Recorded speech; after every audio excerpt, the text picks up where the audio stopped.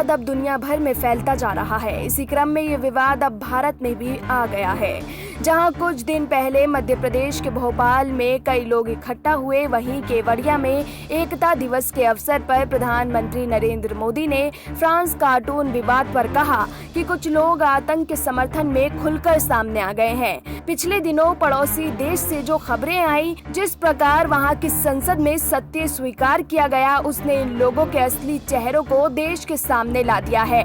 आज के माहौल में दुनिया के सभी देशों को, सभी सरकारों को, सभी पंथों को आतंकवाद के खिलाफ एकजुट होने की बहुत ज्यादा जरूरत है।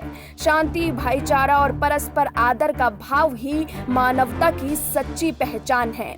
आतंकवाद, हिंसा से कभी भी किसी का कल्याण नहीं हो सकता।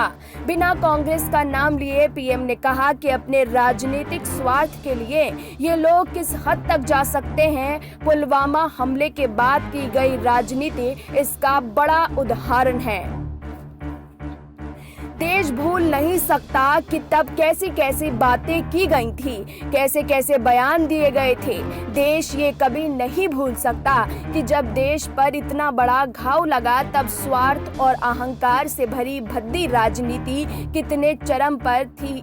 पीएम ने कहा कि ऐसे में राजनीतिक दलों से आग्रह करूंगा कि देश की सुरक्षा के हित में हमारे सुरक्षा बलों के मनोबल के लिए कृपा करके ऐसी राजनीति ना करें, ऐसी चीजों से बचें। अपने स्वार्थ के लिए जाने अनजाने आप देश विरोधी ताकतों की हाथों में खेलकर ना आप देश का हित कर पाएंगे और ना ही अपने दल का। प्रधानमंत्री ने कहा कि हमें ये हमेशा याद रखना है कि हम सभी के लिए सर्वोच्च हित देश हित है। जब हम सबके हित सोचेंगे तभी हमारी भी प्रगति और उन्नति होगी। हमारी विविधता ही हमारा अस्तित्व है। पीएम ने कहा हम एक हैं तो असाधारण है, लेकिन साथियों हमें ये भी याद रखना है कि भारत की ये एकता, ये ताकत दूसरों को खटकती भी रहती है।